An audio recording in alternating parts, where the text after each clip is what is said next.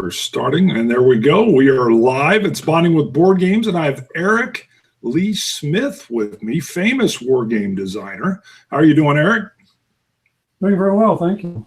Awesome. I'm going to go pull up our chat screen. Let me see if I can get that to pull up, and that way we can see. I put out a little notice earlier, so we should have, if I can get a good refresh on here, I should be able to pull up some live comments if I can get it. We will see. But go ahead. Number one, we're going to talk about a lot of things. We're going to talk about some of your history with SBI and victory games and some of the older games. This game here too? Yes, and we're going to get to Battle Hymn Volume 1, which I'm very intrigued by, which focuses on Gettysburg and Pea Ridge. Matter of fact, if you want to open up and kind of give us some information on that, because I know that was a recent release, while I search around and try to pull up some live comments. Okay, sure.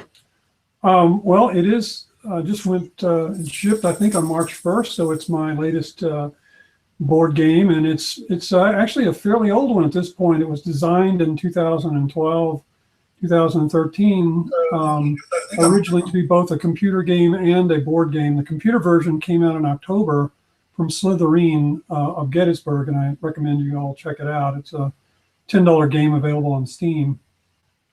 But it's a rethinking of how to do a fairly simple brigade level Civil War game. I did one in '92 called Across 5 Aprils for Victory Games, which was quite successful. And it called for a sequel, but unfortunately my career in software development got so intense in the 90s that I was never able to do it. So now things have calmed down a bit, and I'm reattacking the problem. I've also decided that I wanted to make the game a little bit more complicated in the area that's fun, that being the combat system, rather than layer in a whole bunch of other new systems that are not so much fun to play, such as leadership and supply and so forth.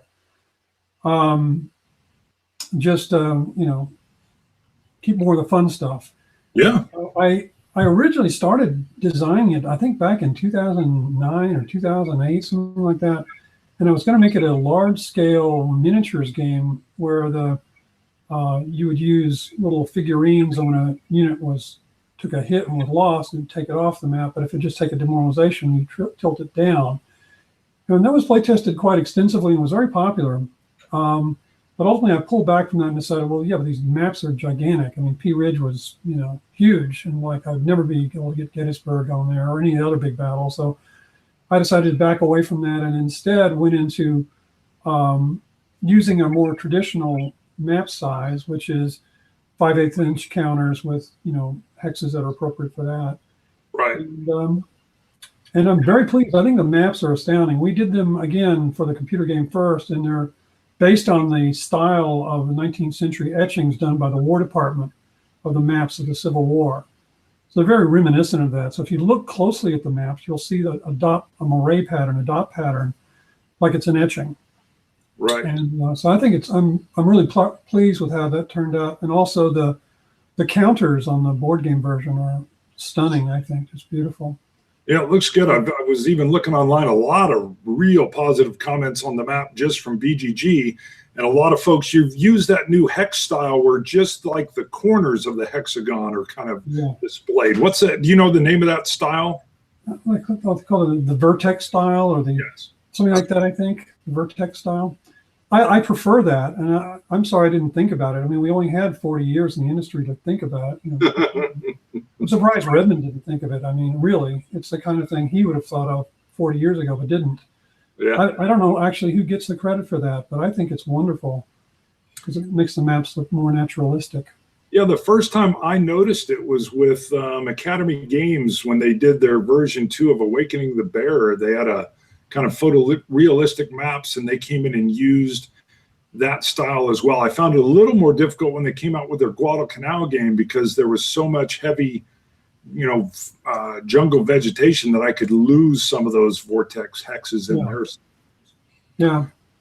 Let's see. We've got a couple gentlemen that have come in already. We've got James is in. He's basically saying he can't stay long, but he wanted to pop in, and he's going to try to watch later. We also had IRU 80 from Spain just saying hello. Oh, nice, Spain. So anybody that comes in, and I'll try to monitor the comments. If anybody has any questions along the way for Eric, let me know, and I'll work them in. We'll try to get that done. So right now we're talking about Battle Hymn Volume 1 and Volume 1. I want to go back to what you and I were addressing offline before this started, which was the genesis of the chip pull system. Yeah. I wrote it's gotten a little bit of press, and I wanted to clarify how it all happened. It actually happened because of playtesting at SPI with a big monster game on Antietam. And it had and I documented this in the designer's notes in Battle Hymn. And I won't spend too much time on it because you can read them there. But anyway, I came up with this chip pull system to test that game by using the little quad game from the blue and gray system. And the chip pull system made the game so much better that I was stunned. And my playtesters, Joe Reiser included, Justin Lightus included, were also amazed by this. So I never forgot it. So when I got a chance to design a game kind of on my own at Victory Games, I did Panzer Command, and I used the chip pull system, and I kind of went to town with it. I did all different kinds of, aspects of what it would mean, and combined with a very detailed leadership system to do company level simulation game there on the Eastern Front, which now, of course, has been rebirthed by Adam Starkweather and the MMP system, and also now the Compass Games monthly more, which I'm very excited about coming up soon. So time passed, and I got a chance to do a Civil War. I finally got a chance to sort of do Antietam, if you will, again. I called it Across 5 Aprils, and put in the simple version of chip pull in that. And once that happened, that game was much more popular than Panzer Command. And I seemed like in the 90s and in the early 2000s, every game designer that ever encountered that game decided to try it. So today, I think there are over 700 games that use chip pull as its primary mechanic. Beautiful. And one of the things I love about it is it really allows a two-player game to solitaire really well because of the randomness of the chip pull. Yes, that was very intentional and a happy side effect. Yeah. In fact, I'm sure that you'll notice, by the way, nobody's commented on this yet, but in doing Battle Hymn, I oriented the map for solitaire play. All the charts and tables face one direction. Beautiful. And you have a card. Why? Because you have a chart. You have chart cards that summarize everything. So if you're having a two-player game, you have to use a chart card if you're on the other side of the map. Okay. So, and it makes the map so beautiful and more playable solitaire. Definitely. Yeah. Like I was saying, we've got some more folks rolling in that, let's see real quick. Douglas Pearson says, I love Across 5 Aprils. Simple Diversions in. That's actually, I've got a whiskey review show. He's come over from there. And Trevor just has a question. He wants to know, Eric, what game got you wanting to design, and what is your favorite game that you yourself have not designed? Oh, okay. Well, I got into gaming in the 70s as I started off, playing Risk and sort of any kind of board game I could get. And it was actually my younger brother Clayton who got our first war game. He got Gettysburg by Avalon Hill. We started playing that. That was actually our second game. The first one I bought was Panzer Blitz, and it's a funny story there. We played it. My dad and I played it. We played it correctly. But the first scenario in that game, I don't know if anybody remembers it, is so unbalanced that we thought we must have played it wrong. So we set it aside and basically didn't pick it up again for a year. But my brother Clayton got into Gettysburg by Avalon Hill, and then we bought Waterloo, and we got some of those early Avalon Hill games. That's not what made me a fanatic, though. What made me a fanatic was S&T Magazine. I got Tank, that was my first issue, and I was off the charts on this. And the quad games and some of the simpler SPI games really brought me in. And by the time I was 20, I owned 200 war games. Wow. And I'm an artist, so I went to art school, and I got accepted to 4 art schools, one in San Francisco, one in Albuquerque, New Mexico, where I now live, one in Philadelphia, and one in New York City, Pratt Institute. And I chose Pratt. It's a great art school, but it's also where SPI was. And so I went there, and I said they had open Friday night playtesting. So from the very first week I arrived in New York City in 1978, I went in and started playtesting on Friday nights. And that was one of the great things about SPI. The SPI Friday night playtesting was great. And I did playtesting for 6 months or so, and then I got a job as a minimum wage gopher around the office, helping the game designers, and getting to work with heroes of my childhood like Rich Berg and Jim Dunnigan and so forth, and Redmond Simonson and John Butterfield and many others, Joe Balkowski. And one day I got a chance to develop Bulge. Jim Dunnigan gave me a chance to develop that, and I did that, and it turned out well, and it sold well, and he liked it. So I wrote a feedback proposal for the Alamo, and everybody was encouraged around the staff and interns to write these proposals. So I wrote one on the Alamo, and it got voted in. And I have a distinct memory of going into Jim's office and saying, hey, the Alamo made it. Who's going to be the designer? He said, well, who wrote the proposal? I said, well, I did. He said, well, then you are. I said, really? Oh, no. So the very first game I ever designed, you have to design a game where the one side is wiped out to the last man. But I did a good job on it. It got nominated for Best Board War Game. It didn't win, but it got me off to a really great start. Oh, very good start. I haven't played it, but I knew you had done really well with that. And then the next 2 games, and we can get into that, or we can come back to it or talk about all him. But then I know Civil War, I think you do in 83, and is 83 or 84 with Ambush. Yeah, right. Civil War was one of those rare sort of magical games. I've been thinking about the Civil War for a long time. I've played many of the strategic games. I didn't like very many of them. I thought War Between the States by SPI was a beautiful production values. It just didn't work. It just flat out did not work. I later found out it was basically never play tested all the way through. So the reason it didn't work was very obvious once you knew the facts. But anyway, so I got a chance to do this. I proposed it to the team at Victory. They all said, go for it, game you always wanted to do. And so I designed it. I included the Far West option as a kind of a semi-serious thing. I mean, it was like just to show the map on the back of the box going all the way to New Mexico. Sure. It's an optional rule, but it was. And again, I got a chance to do a non-linear sequence of play, which is most of my games have 2 things in them. They have a non-linear sequence of play, and they end in unpredictable. They don't necessarily play 10 turns and it's over. They can end in different turns. You look at Bulge, the very first game I developed. I created the victory system for that, and it could end on any turn. The Alamo could end on any turn. Most of my games have multiple end points, including the Civil War. But it also has a highly random sequence of play. You just don't have any idea what's going to happen next in the game. And it was extremely successful. I don't know how many copies we sold, over 50,000. And you got a lot of awards for that as well. Yeah, it was. I chose the cover picture. It's since been chosen by others. It's a well-known painting. I chose the color version of that. That appeared on TSS as well and a few other games. Yeah. I chose another cover for one of our games that I actually, since I'm an artist by training and a photographer specifically, I chose the cover for NATO, Victor Games NATO, which is our highest selling war game, NATO. It was a phenomenal product. I think Ambush might have ultimately outsold it, but as a standalone game, NATO was our best selling. No, we had a specific Ambush question come in from Trevor Just.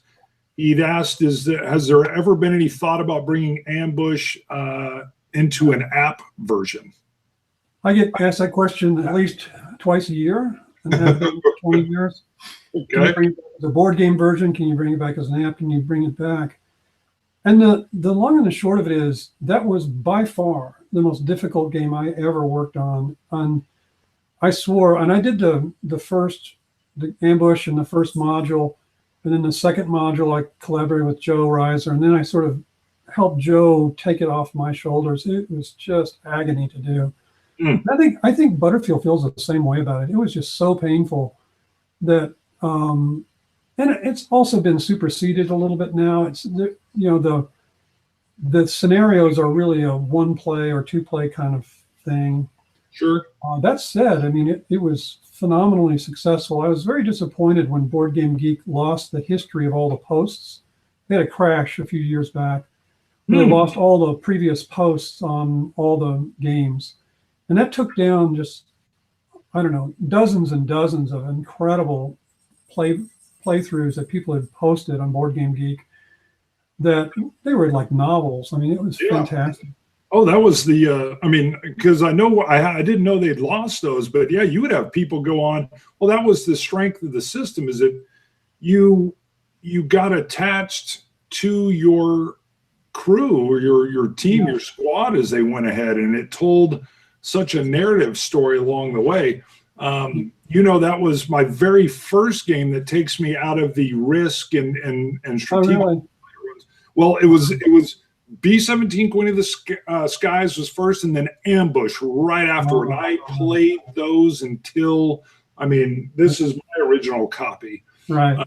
Wow. And yeah, just the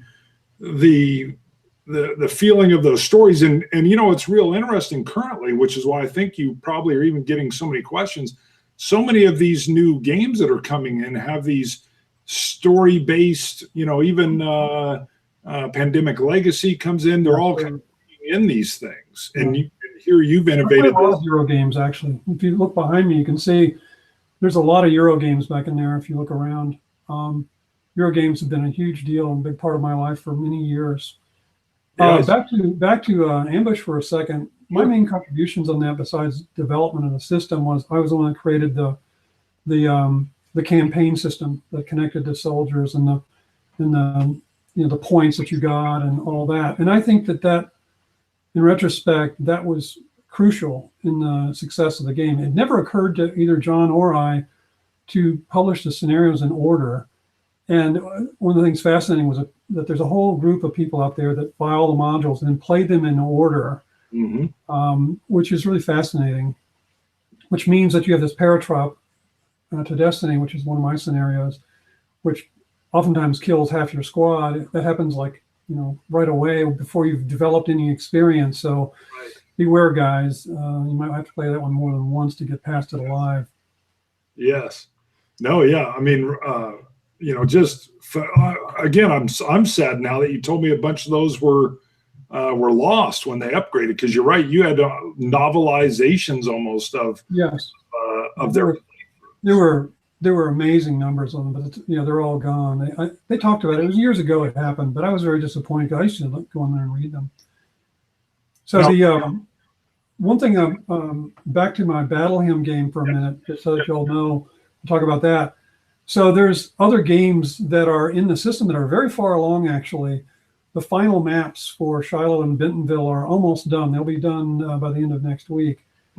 I'm still doing scenarios and things like that. Bentonville is an unusual game in that instead of being the really small little thing that appeared in Cross 5 Aprils, it's a full-size game covering the entire 3 days. But the 3 days, a lot happens on day one, a lot happens on day 3, and day 2 is kind of nothing much happening.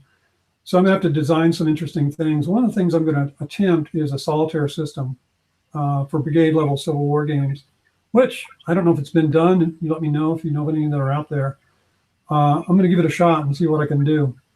And if that works, I'll probably retrofit some of that back into Gettysburg and Pea Ridge and other games. I'm going to give it a shot. And we have other games planned. The publisher is very happy with the response so far. So I'm very interested. If anybody listening wants to drop me a note and say, Chickamauga next or whatever, let me know. You can drop me a note at ericleesmith@me.com. It's M-E. And I'll respond back to you. Beautiful. Well, I wondered, right with the title, it's Battle Hymn Volume 1, of course, Gettysburg and Pea Ridge. And that was one of the things I had listed to ask you was, how many volumes out, had you planned? I've looked at 8 games so far. I've gotten started doing reading on different research on different battles. Again, what I'm looking for is to publish games that are interesting and are pretty balanced, that don't require a lot of dummy rules. Although, if I can get the solitaire system working on Bentonville, then I can get it working anywhere, in which case a game like Fredericksburg becomes quite doable. A game like Antietam becomes quite doable without dummy rules. I learned a lesson from Jim Dunnigan when I was a young man. Next Door was in design and development, and he was sitting around a table on Friday night playtesting Next Door, and his map was, I'm not kidding, it was like 6 by 6 inches. It was like this big, right? Right. And it was Berlin, and he had all these pieces, and I asked him, I said, what is this? Oh, this is Next Door.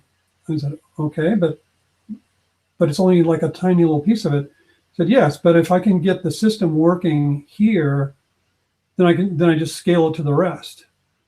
So if I can get a solitaire system working with tiny Bentonville, then I can get it working with anything. So that's part of what I'm going to explore this year.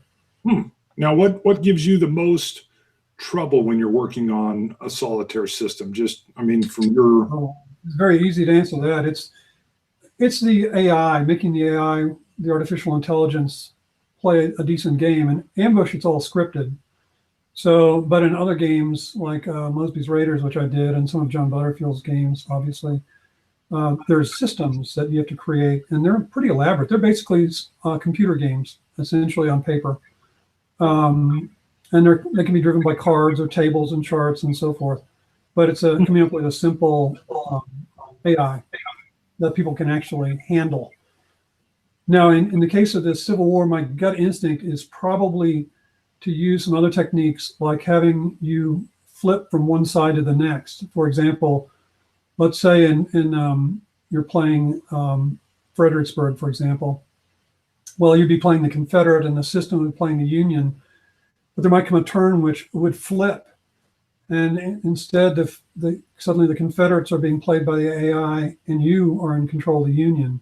And that might happen for a turn or 2 turns, or maybe even part of one of the sides, to allow your higher brain power to correct some of the egregious problems that have been created by the system.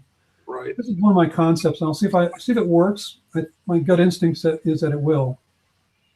Stephen Reynolds had first a statement. He just ordered Battle Hymn Volume 1 today, and then you answer the second part of his question, which he covers is, did he read, or he says, did I read that you were working on Shiloh? And then 2 down, he says, hey, you just answered the question. So yeah, and I could actually show the map if we take a second. I can probably share screen. Okay. I can do that or not. Yeah, I don't know if you can do it from your side, but see if you can do it. But I probably can't do it, right? I think you can. Your camera. Actually, I should have prepared ahead of time for this. I guess. You're all right. You're all right if you can. You've definitely got better Google Hangouts knowledge than I. Yeah, I don't know. I don't know Google Hangout well enough to know how to do it. But anyway, the maps are very close to final. They're, again, gorgeous, just absolutely drop dead gorgeous. Since we're talking about how beautiful the maps are, I know we can't show the Shiloh one, but you've got the Gettysburg one there behind you. Did you want to try to show that? I got Pea Ridge behind me too here. Let's see. This is it. I don't know if you can see it. There's a little glare there. I don't know. Can people see it? Yep, I think they can get it. I'll be quiet so they focus on you, but go ahead. Yeah, so this is it, and it's done in the style of a 19th century etching done by the War Department for the War of the Rebellion records that they did. That's the style of it. And, it's worked out very well, and people have liked it. It appeared first in the computer game, and we're going to continue with it. It's arduous. These are not simple maps to make, but I think it's worth it. And it really does give a flavor for the period. Let's see. Let me look at a couple more questions here. Douglas Pearson just says Mosby's Raiders it's the only Civil War solitaire game that he knows of. He doesn't ask the question of are there any other ones out there, but do you know of any other solitaire? I don't know of any others, actually. I don't. Yeah, I don't either. I have Mosby's Raiders too. I could have brought that over. Yeah. Brandy Station, let's see, David Price. Brandy Station was the largest cavalry conflict in the Civil War, but it's the least event presented into a board game. And he's saying just a thought. Maybe he's just trying to put a little bug in your ear on that one. I'll only talk about that for a second. So I did add cavalry rules into my Battle Hymn system. They were added fairly late.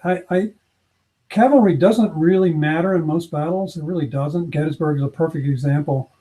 But a place like Pea Ridge, you have, a full third of the Confederate Army is mounted. But in fact, they didn't do anything as cavalry to speak of. So you have this decision of what you're going to do. I finally decided to just bite the bullet and make cavalry rules, give the players the option to act more like dismounted infantry, which is what they really were. Right. So it's got a very good little cavalry system in it. No charging. If I ever did, there's a couple of battles where foolish brigades would charge across the field to certain death. But for the most part, the cavalry knew not to charge across open fields at, artillery by this time. Yeah, you'd probably do it once. There's a battle in the Red River campaign where they did a successful cavalry charge across open field. It's very rare.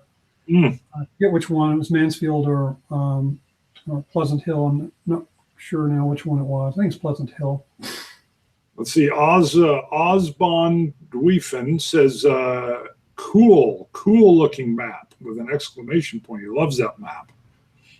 And I will agree the map really does have a period feel to it. Very nicely done.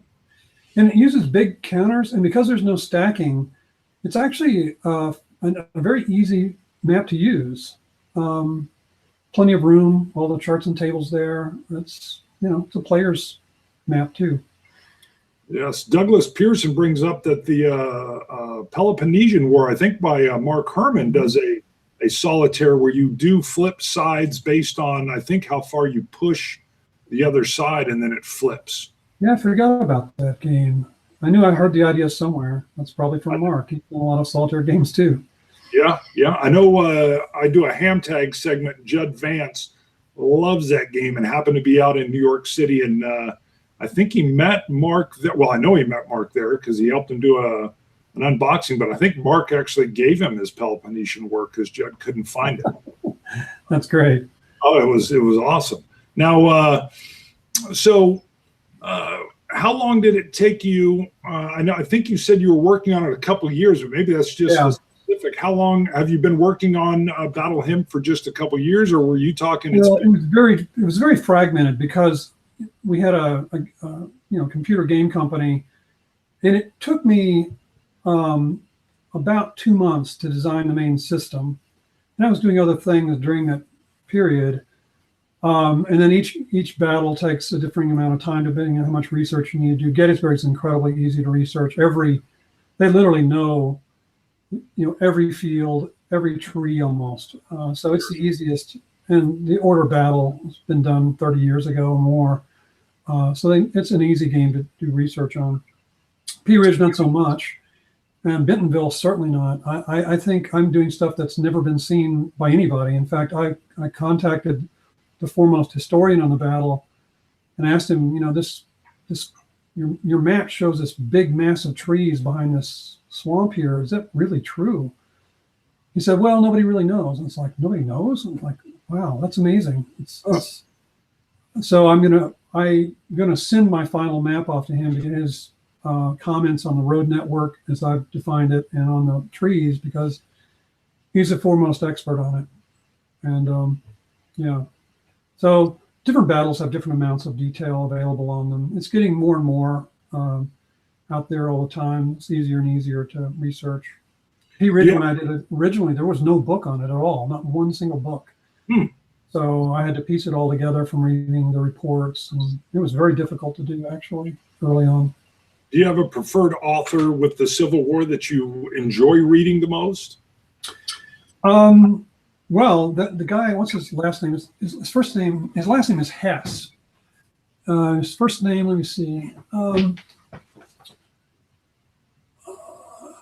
Here. Let's see. And, oh, yeah. Yeah, here we go.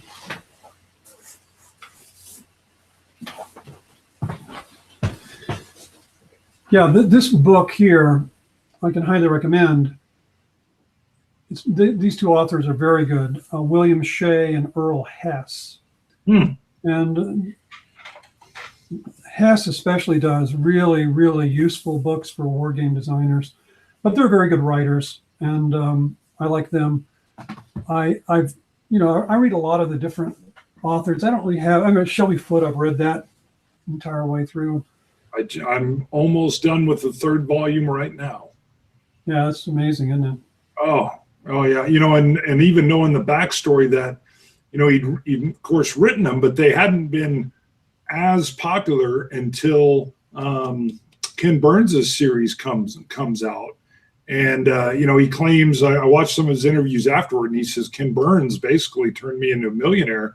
But it was his depth of knowledge and his ability to portray the story as if he had almost been there and seen it. That was so magical. Well, he's a novelist. Yeah. He writes like a novelist. The other thing he did that took a lot of guts is he didn't document. He wrote it as a narrative without footnotes. And that took chutzpah to do that. Yeah. I've really been enjoying his series. I know he wrote, I think he wrote, and I haven't been able to find it, a really good book on the battle at Antietam. No, Shiloh. He did a book on Shiloh. It's called Shiloh, actually. Yeah. And I've been wanting. I was just at a used bookstore the other day, seeing if they had Shiloh there, and they. It's a small book, and it's readable. It's enjoyable. It's not as enjoyable as the Civil War narrative, but it's an enjoyable novel for sure. Wonderful. Let's see. Just a couple places. I'm looking over, see if we've got any questions here, but I know Compass Box is who's putting out Battle Hymn. Where can folks find it, or where are you going to be at any conventions where you'll be demoing it, or what's kind of? I'm not sure yet. I've moved recently. I lived in Philadelphia for 30 years, and the major conventions were all fairly near there, so it wasn't a problem. Here, I'm on the other side of the world. I'm in Albuquerque, New Mexico, so I just don't know what's available around here. I know there are conventions out in California. I think there's one in Colorado. I think there's one in Tempe, Arizona. So I'm going to try to find out what's going on and attend some of those. If there are any of you that are in the Santa Fe, Albuquerque, northern New Mexico area that want to play test with me, drop me a note. Now that's golden there. So if we've got anybody out there that's watching now or later, you've already put out, I think it was your email address. If you want to put that out again. Sure. It's ericleesmith@me.com. That's me. So that would be phenomenal. So if somebody's out there and they end up being able to play test with you, my goodness. I want to mention one other thing. I don't know. I want to be, concerned about our time here too. But in the notes for Battle Hymn, I published my great-great-grandfather's battle report. Now, I'd always assumed that Gideon Smith was at Pea Ridge. He was, a captain in the 9th Texas Cavalry, but I didn't know for absolutely sure. So I kept, watching the internet every few years. I'd do a search on his name, and I got a hit 3 years ago or 4 years ago, where this academic in Texas is going through and republishing all the pre-20th century local newspapers, transcribing them and putting them up on the internet. And by God, I got a hit in it. And it was his battle report written a week after Pea Ridge. And in the Clarksville Daily Times or the Clarksville Eagle or whatever it is, the Clarksville, Texas newspaper. And so I was like, oh, yay. And he was there, and he was actually involved in the charge on foot against the horse artillery there in the field. And so I do know for a fact he was there. And so I republished that, and I'm sure it's the first time it's been published in print since 1862. And it's kind of a fun read. It's a little long, but it's kind of a fun read. His last two paragraphs are really good, where he sums up all the problems they had and the issues that they're, and it's kind of a truth-telling kind of last two paragraphs. It's good. Now, that said about him, that same summer, I also discovered him on the front page of the New York Post in 1859. And this was one of those genealogical horror stories that you just can't believe what you're reading. He was the head of a vigilante committee, being the richest man in his county, second richest man in his county, that drove 200 Methodists out of his county at the end of a gun in 1859 for having the audacity to let their slaves worship in church with them. That was the crime. Not that they were abolitionists, just their method of worship was different than the Baptists and the other frontier, whatever the frontier religions were there in that county. But this made national news all across the United States. And I'd known about the event because it was published in Texas. I'd known about the event, but I didn't know it hit the front page of the New York Post. I'm like, wow. And he's quoted there too. So yeah, Gideon's not such a nice guy. It's like the more I learn about him, the darker his story gets, and the more unpleasant both him and his father get. His father was involved in the Trail of Tears, mentioned by name in a book I was picked up in a bookstore once, and said, "Oh, let's look up, Abraham Smith and see, and there he was, Captain Smith, and like, oh boy, Well, but that's genealogy. You can't pick who you're from. That is exactly it. Nor does it make you who you are. Right. That's right. Let's see. We've got Douglas Pearson had a question. Well, he keeps hearing us talking about Battle Hymn Volume 1. And, of course, he says, wasn't there an ambush version? There was. They credit Mr. Smith with the system, but that was, I've got it here, but we actually took it down because that was Joseph Reiser that really did the design work there. Yeah, that's a very different game. Yes, very, very different. That was Pacific, the Marines, World War II. Of course, Battle Hymn Volume 1, Gettysburg Pea Ridge, Civil War. The fact that you've got two different, battles in there was real intriguing too. What was, was that your idea, or was that the publisher's idea? How did that come about? The publisher said that they thought that was the best way to do it, would be to have two premium games in the box rather than go one off. And I think it's a wise decision. I think it allowed me to put more effort into the scenarios for these games. For example, when you're doing 5 battles like I did in Cross 5 Aprils, it's essentially 1 scenario per battle. So you have 5 scenarios for the box. But here, each of the battles has at least 5 scenarios, and some of them are very small up to really big, long campaigns. So it's more balanced, and I think it was a smart decision. That was really Compass Games' idea. Did they? I think I may have said Compass Box Games earlier. Sorry, Compass Games. How did they do the maps? Is it 2 totally separate maps, or did they do them double-sided? They're separate maps, and they're slightly larger than normal. They're 39 inches instead of 34, and you'll see some comments on Board Game Geek about this, to which I say they're a little long. Do what I do. Go to Walmart, buy a poster frame for $20, and you can stick them in there and sit them on any table you want. That's what I've been doing for 20 years. But they are a little unusual. They're 22 by 39. So we did that because the bitmap images that are used, the scaling of them, at that scale, you get the highest resolution. If you scaled them down below, you could get some artifacts and some other, and again, I'm not an expert on that. Sure. But it was optimized for the production look of the maps. And I think it works great. They're a little larger than normal. I play monster games, so they're small to me. I think you've got Pea Ridge right behind you as well. Did you want to display that as well? Sure. I'll look over some of the comments here while you're pulling that up. Let's see. A lot of people enjoying the interview. David Price says, boy, does he wish he lived in New Mexico. Oh, yeah. He wishes he was closer. Let's see. Douglas Pearson says, he was always hoping for more battles of across 5 Aprils. Yeah, I was too. I had them all planned out, but my career in high tech just in the 90s, I could barely breathe. I mean, software development and financial services was okay. I got some reflections. Well, I don't know how well you can see it, but a little closer. Oh, you get a little taste of it there, I guess. Yeah, it looks good. I'll try not to talk, but you can see all the woods in the area. Oh, yeah.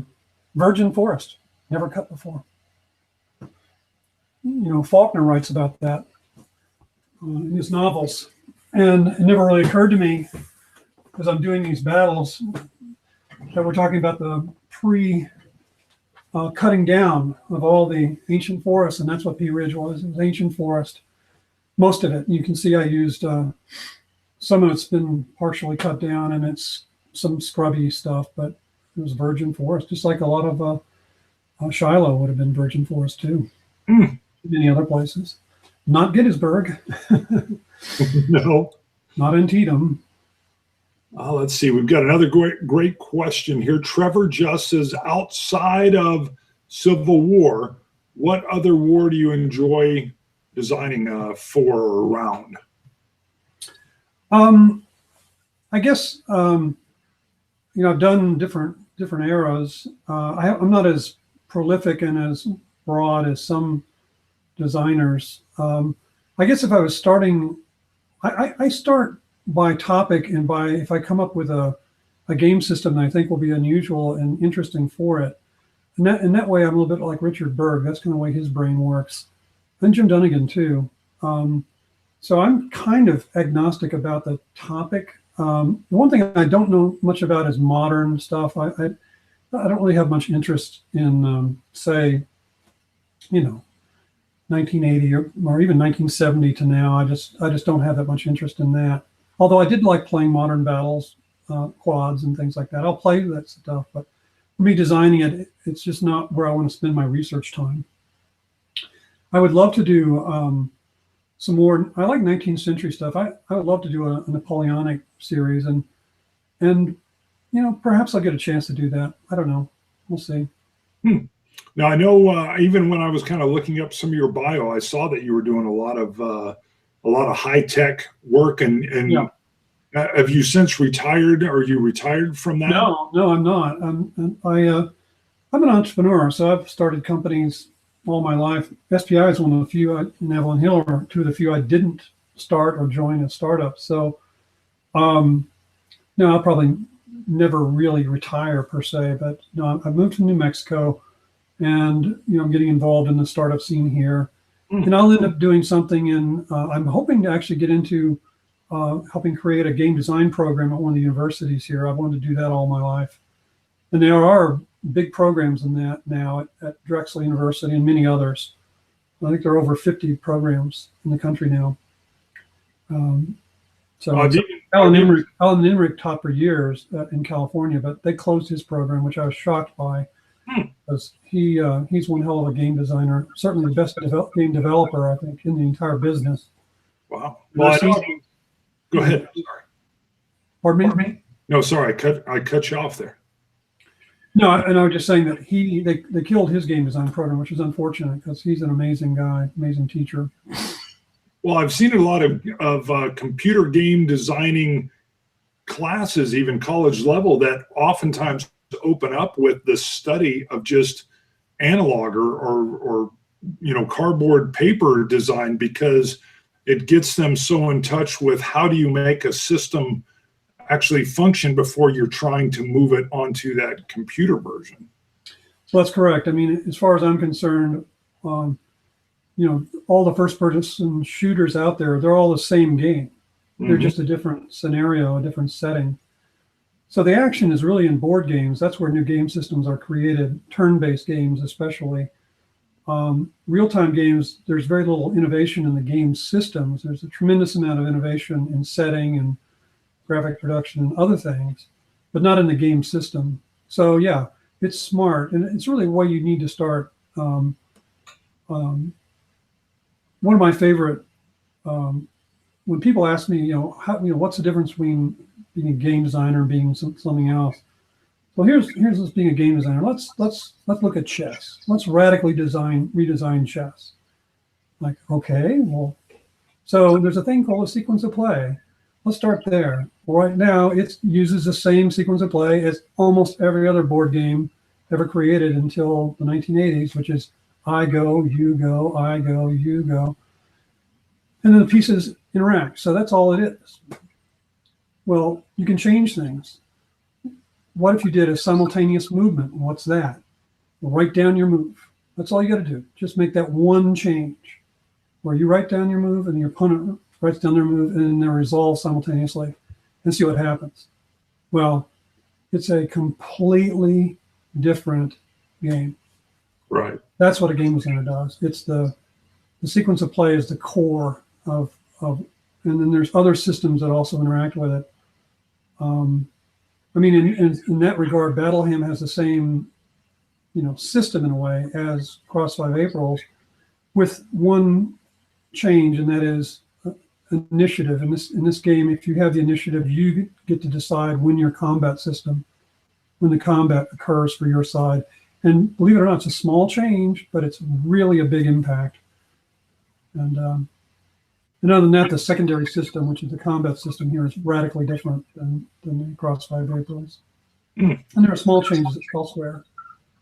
I finally got a chance to do movement race the way I thought they should be done, which is roads should be 1 and clear should be 2 and so forth, so that you get finer resolution of terrain. But there's no rules for that. That's just what's on the table. So I finally got a chance to do that after all these years too. So, well, that's wonderful. See, that's you have me intrigued. I'm looking forward to it. When did it? I know it came out at the beginning of this month, didn't it? Yeah, March 1st. I think it shipped March 1st. That's what I thought. Okay. And you can get it on their website, and they're shipping. And yeah, it should be hitting the stores. It's probably already hit the War Game stores out there. Beautiful. Let's see. ERMJ 1986 just says, thanks to both of us, you and I, for making the time to share this information. Douglas Pearson, he is wondering if Eric ever used a program like Vassal or ADC2. I've actually never used ADC2 to develop a board game before putting it on paper. Yes, Vassal, we use that for this game, for Gettysburg especially. And I'm not an expert in Vassal. I've never made maps for it and encounters and all that, but I've had volunteers that have done that for me. And I'm going to actually learn more about creating.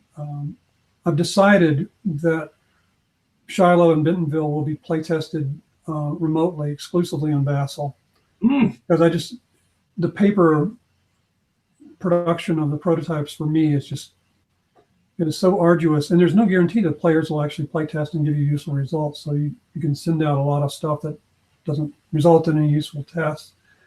So Vassal is something I'll be using a lot here in 2018.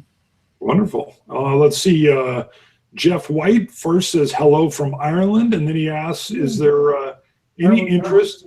Sorry. Yeah. But Ireland. Yeah. Any interest in designing naval games? Naval games. I haven't ever done. I played a bunch of them, of course, and I like them. I don't know that I would have anything new to say about that. It's kind of not the core of what I'm interested in.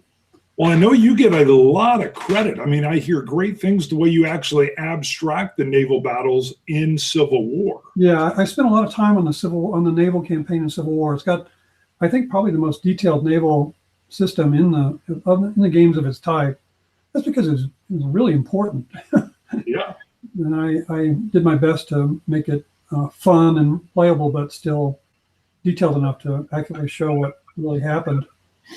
And everything. I mean, I played it years and years ago, but I know we were just recently talking about it. I think even on Hamtag, and you were able to do it without getting lost in the weeds as you're doing, the grander version of the Civil War. So you've got it in there, but everybody I've talked to says the way you were able to work it in was such a great kind of a joining to the ground campaign. I'm thinking about doing a new version of it. If I can get the rights out of Hasbro, I might very well do it. One thing I want to do with it will be not create a programmed instruction system, but instead have the game's rules unfold as the rules are needed, just in time rules reading. Because in fact, you can actually start playing the Civil War with just knowing the basics of the land rules. You don't even really need the supply rules to play for the first 6 months, the first 3 to 4 turns of the game. You need just a tiny fraction of the rules. So I'm giving some thought to how to do the game where the rules are revealed as needed. I love it. And so I've had this idea for years and years, and I might actually try that this year. Yeah, people have been asking me to republish that game forever. So I don't know. We'll see. Beautiful. I love it. Well, let me check and see. We've got some folks saying thanks. They were heading out. Let me see if we've got anything else here.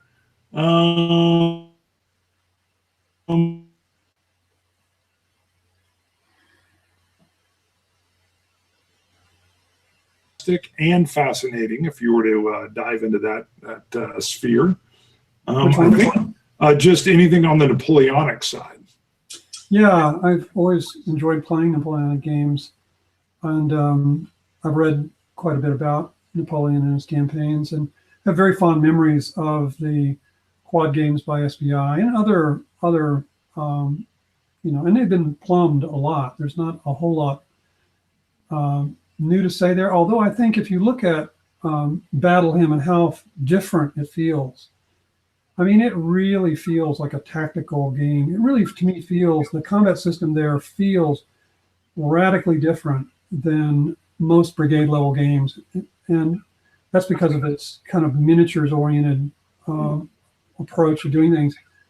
That I think could work in a Napoleonic battle and could really be interesting. So I may go that direction. It's possible. Now we're about ready to wrap up, but I've got to ask, and maybe you don't have any, but I was looking back on BGG. You've got some great photos. I think Roger McGowan put one up when you look like you're about 20 and you're at a con. Yeah. You're in that beautiful, Mark Herman has that the picture of the Victor Games crew where you're all standing. Do you have any great stories back from those days that just stick out or that were humorous or anything you'd be willing? Yeah, sure. I'll tell you a good one. So back in the day when you did your maps, your box covers, you did this proof, and it was a multi-layer plastic printer's proof. And they're very large, and they're the actual size of the box. And each layer is a different color, and then you stack them together, it looks like the actual printout. And they come in a frame. They have a black plastic frame around them, and you can hold them and look at them. Well, Bob Ryer, our editorial guy at Victory Games, decided to play a joke on me. He, when Mosby's Raiders was coming out, he took a picture of a modern naval magazine and slid that underneath between the lettering. So it still said Mosby's Raiders and had all the lettering. And there was this destroyer with its, cruise missiles. and he said, and he came up to me, he's holding this. He said, "Eric, listen, the art department in Avalon Hill, they've made a terrible mistake." It's like, "What have they done?" He said, "They've messed up the cover." And he goes, "I got the proofs back." I was like, "What did they do?" And he gives it to me. And it was like, my jaw was like, "What?" How could this, and I go, like, "Oh my God, we're supposed to go to press in like 8 days." What, Oh no! And of course, it was a big joke on me. The Victory Games people were real jokers, and they played a number of those kind of. Well, the artist Ted Kohler painted me in on Mosby's Raiders 2 without my permission. I'm a figurine in the back, the redheaded guy. Yes, I didn't know that until the game shipped. that's hilarious. Yeah, I think your art. I'm trying to remember. Were you on horseback in that, and you're firing like a pistol or something? I'm also on the cover of Trireme, the pink box version by Avalon Hill. That was before I was even a game designer. My friend John Hagan worked at Yaquinto down in Dallas, and he painted me. I'm the guy sort of falling off the ship with a red beard. I think I was 18 or 19 years old at that time. And I'm also on the cover of Avalon Hill Golf, as is the entire Victory Games crew. I think that's all the covers I'm on. Well, that's pretty There might good. be another one somewhere. Well, you know, I could always kind of seeing some of the pictures from the Victory Games era. It looked like everybody was having a good time. You know, Yeah, it was fun. Yeah, absolutely. and I the rule book. What was it? You just mentioned his name. Was the editor the guy that really put those rule Bob books? Ryer, yeah. Mike Moore and Bob Ryer. Is his the quality of the Victory Games rule books were just so simple and easy to read and to understand, and they were just distilled so nicely. Well, the main thing we did was we put in examples in a big way, illustrated examples in every rule book. Yes. And in case of Panzer Command, I think over half the rule book of Panzer Command is examples. In the case of Battle Hymn, probably a third of the rules book is examples. If you just took out the examples, it's actually probably an 8-page set of rules. Wow. So yes, that's something I've always believed in. And examples are really hard. And that's why a lot of game designers skip them, because, you know, they're really hard to do and get right. And things change and you're playtesting and you forget to go back and change the examples. I got one of those in Battle Hymn where I made a change to the morale rating of the unit, and the example has it as a +3, and it's actually a +2. You know, so those kind of errors happen, but they were still worth it. And rule books are the big barrier, you know. Yeah. And Yeah. that's one reason why I want to do this step-based rule book for a Civil War game. Letting you get into it with as few as maybe 2 pages of rules to get started. Well, that just sounds that'd be a breakthrough. very We'll good. see. Well, cool. All right. Well, I think we can wrap it up. Is there anything else you want to add? No, I just want to thank everybody for supporting my game design efforts over the years and being nice and sending emails to me and posting on Board Game Geek. And I really appreciate it. It's a real pleasure. I love the hobby, and I have so many friends all over the United States that I've never met face to face that, you know, we share the love of this fascinating hobby. And so I just want to thank everybody. And I hope you enjoy Battle Hymn. Go onto the Compass Games site and download the main rules book and give it a read. I think you'll enjoy it. It's got some good examples. And thank you for coming on. Thank you for all your game design. The work you've done has personally given me hours and probably weeks and weeks of enjoyment, not hours. We're talking playing stuff until it wears out. I'm thrilled to hear it. So thank you. Let's see. We got somebody. Let me check here. Somebody said, I just managed to get online. Chris Tham, only just managed to get here. Thanks for doing this. I look forward to watching. Eric, your designs have made me great friends over the years. He much appreciated. So he's thanking you for basically him even being able to form friendships, echoing my sentiments. All right. Well, thank you, Eric. Hang on the line. I'm going to go ahead and stop the broadcast. And thanks to all the great questions and fans. And see you guys later. Okay.